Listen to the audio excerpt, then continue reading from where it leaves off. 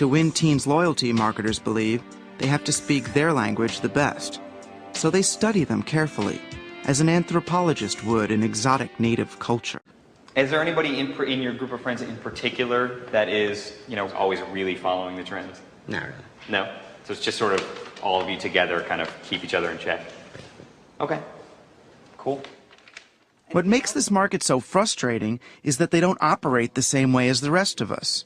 They're a stubborn demographic, unresponsive to brands and traditional marketing messages. But there is one thing they do respond to: cool.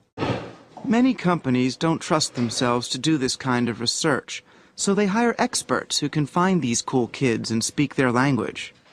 We look for kids who are ahead of the pack because they're going to influence what all the other kids do. We look for the 20%, the trendsetters, that are going to influence the other 80%.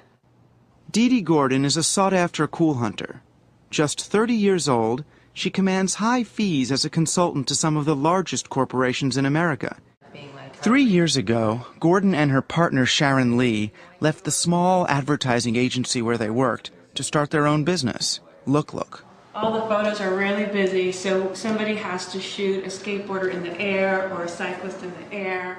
Gordon and Lee have put together a team of what they call correspondents, all young, all former cool kids themselves. The Slipknot story came in, and our writer did a really good job. They're culture spies who penetrate the regions of the teen landscape where corporations aren't welcome. Can I take your picture for a street culture website I work for? Go ahead.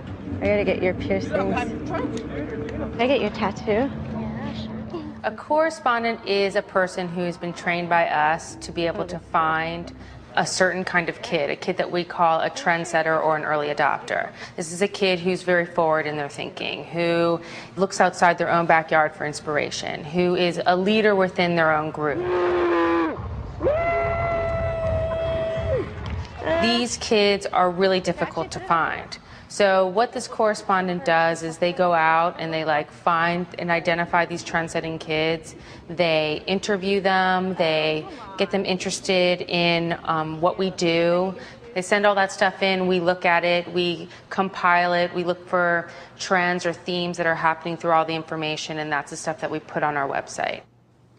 For a subscription fee of $20,000 each, companies are granted access to the Look Look website, a Rosetta Stone of teen culture. If companies can get in on a trend or subculture while it is still underground, they can be the first ones to bring it to market. And that's when the mass consumer picks up on it and runs with it and then eventually kills it.